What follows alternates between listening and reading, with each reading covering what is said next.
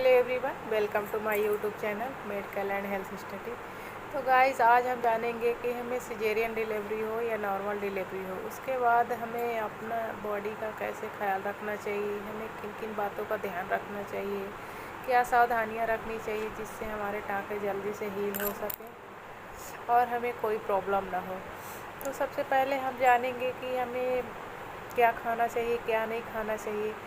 तो दोस्तों, हमें ऐसी चीज़ों का सेवन करना चाहिए जिससे हमें कॉन्स्टिपेशन ना हो, हमारे शरीर में बदहज़मी ना हो और गैस की जो प्रॉब्लम होती है वो ना हो। तो सबसे पहले जानेंगे कि हमें सबसे ज़्यादा शिकायतें आती हैं, हम कब से दूध शुरू करें, दूध लें या ना लें। तो आज हम आपको बता देना चाहते हैं कि हमें अगर हम फीड करा रहे हैं, क्योंकि डिलीवरी के बाद हर कोई फीड कराता है, हर जो डिलीवर मदर होती है वो फीड ज़रूर कराती है।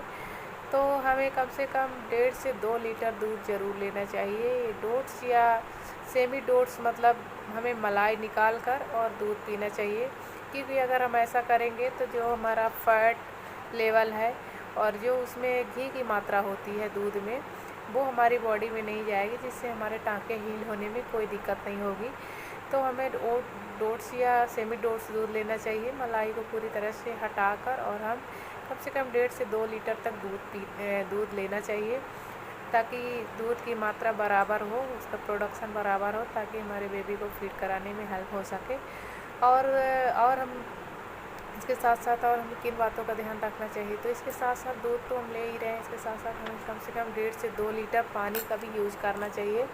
पानी भी हम कम से कम 1.5 से 2 लीटर पीना चाहिए, क्योंकि गाइस आप जानते हैं कि अगर हम 1.5 से 2 लीटर दूध ले रहे हैं, तो अगर वो फुल क्रीम होगा तो क्रीम के साथ साथ जो हमारी बॉडी है उसमें फैट ज़्यादा मात्रा में होने लगेगा और हमारा वज़न बढ़ सकता है, और जो हमारे आसपास की चर्बी है वो भी और ज़्यादा बढ़ सकती है। तो इसे फुल क्रीम, अगर विदाउट क्रीम हम दूध लेंगे तो हमें इन सब चीज़ों से हेल्प मिलेगी। ये जैसे हमारी चर्बी नहीं बढ़ेगी, हमारा वज़न नहीं बढ़ेगा और हम हेल्दी भी रहेंगे, हमें ताकत भी मिलेगी, एनर्जी भी मिलेगी। इसके साथ साथ दूध से हमें भरपूर कैल्शियम मिलेगा, जिससे हमारी बोन है, इसमें पेन होने लगता है तो उसमें कैल्शियम की पूर्ति होगी, जिससे हमारे बोन में पेन नहीं होगा।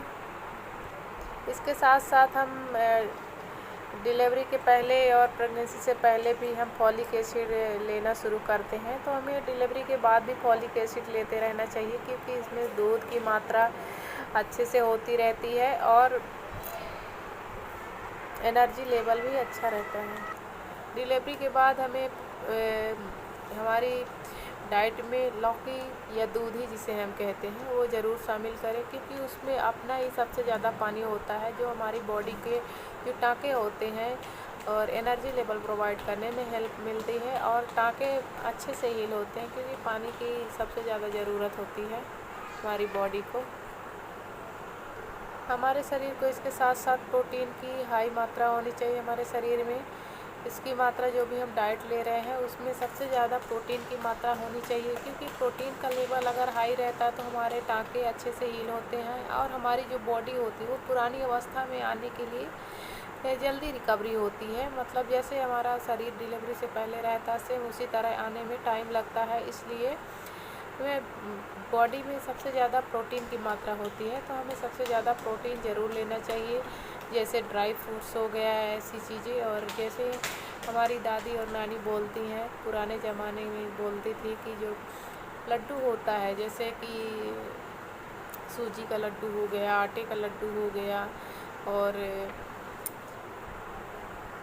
इससे टाँके भरने में तो मदद मिलती है, वज़न हमारा कम होता है, जो पेट की चर्बी होती है वो भी कम होती है। और इसके साथ साथ हमें अपनी डाइट्स में ओट्स, मक्का, बाजरा ये ज़रूर शामिल करना चाहिए, क्योंकि डिलीवरी के बाद क्या होता है कि हमारे पेट में गैस की प्रॉब्लम हो जाती है और इसके साथ साथ कॉन्स्टिपेशन भी होने लगता है। तो हमें ये, क्योंकि रेशेदार डाइट्स होती हैं, रेशेदार दाने होते हैं, इनमें इनको खाने से हमें कॉन्स्टिपेशन और गैस की समस्या नहीं होती है। इसके साथ साथ हमें क्या करना चाहिए कि सुबह हल्का गुनगुना पानी पीना चाहिए। गुनगुना पानी में कम से कम थोड़ा सा अजवाइन डालकर उसको उबाल लें, फिर उसको ठंडा कर लें और फिर छान कर पिएँ। तो इससे हमें गैस की प्रॉब्लम नहीं होगी, जो हमारे पेट में जलन, गैस और अपच हो जाती है, इससे नहीं होगा।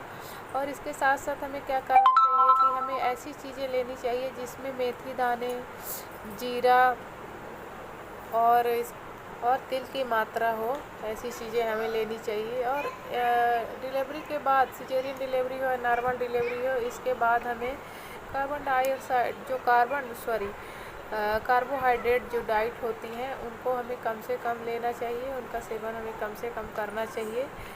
और कार्बोहाइड्रेट कम लेना चाहिए। और इसके साथ साथ हमें देसी घी के लड्डू, अगर हम जैसे कि जो गुड़ होता है, गुड़ के लड्डू बनाते हैं, वो भी हमें थोड़ा थोड़ा मात्रा में कम से कम, अगर सिजेरियन डिलीवरी हुई हो तो 1 महीने के बाद थोड़ा थोड़ा करके हमें लड्डू लेते रहना चाहिए। क्योंकि लड्डू में क्या रहता है कि बहुत सारे ड्राई फ्रूट्स डले होते हैं जो हमें एनर्जी देते हैं, हमारे टाँके को हील करने में मदद करते हैं और हमें पूर्व अवस्था में लाने में बहुत ज़्यादा हेल्प करते हैं। तो हमें लड्डू ज़रूर खाना चाहिए।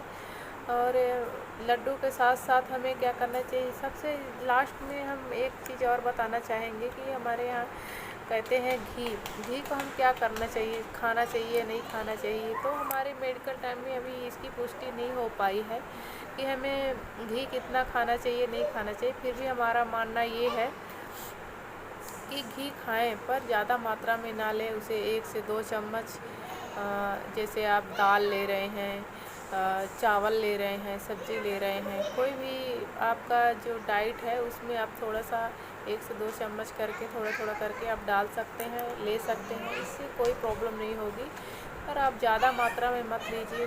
तेल मसाले वाली जो सब्जियां होती हैं, मसालेदार जो भी डाइट होता है, वो हमें नहीं लेना चाहिए, कम से कम मात्रा में लेना चाहिए, क्योंकि इससे हमारे टाँके को हील होने में प्रॉब्लम होती है।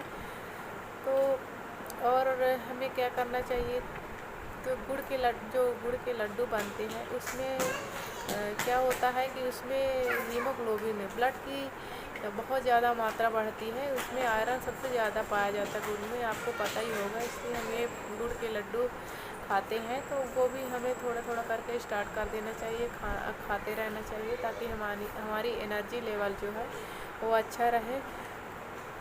तो आज हमने जाना कि हमें सिजेरियन डिलीवरी हो या नॉर्मल डिलीवरी हो, इसके बाद हमें अपनी बॉडी का कैसे ख्याल रखना चाहिए, क्या करना चाहिए, क्या खाना चाहिए, क्या नहीं खाना चाहिए, जिससे हमें गैस, अपच और पेट में जलन ना हो, हमारा वज़न ना बढ़े और हमारे टाँके अच्छे से हील हो। आई होप यू अंडरस्टैंड, आप सबको अच्छे से समझ में आया होगा जो हमने बताया। आप ज़रूर फॉलो करिए, इससे आपको बहुत मदद मिलेगी। तो थैंक यू टू ऑल, जो भी सिजेरियन डिलीवरी या नॉर्मल डिलीवरी वाले हों। तो हमारी आशा है आप सबको अच्छे से समझ में आया होगा। Thanks a lot. हमारे चैनल को लाइक एंड सब्सक्राइब ज़रूर करें और हमारे ऐसे ही नए नए वीडियो देखने के लिए हमारे चैनल को बेल आइकन जो बगल में होता है वो प्रेस करके ज़रूर रख लें, ताकि वीडियो का नोटिफिकेशन आप तक पहुँचे। Thank you guys.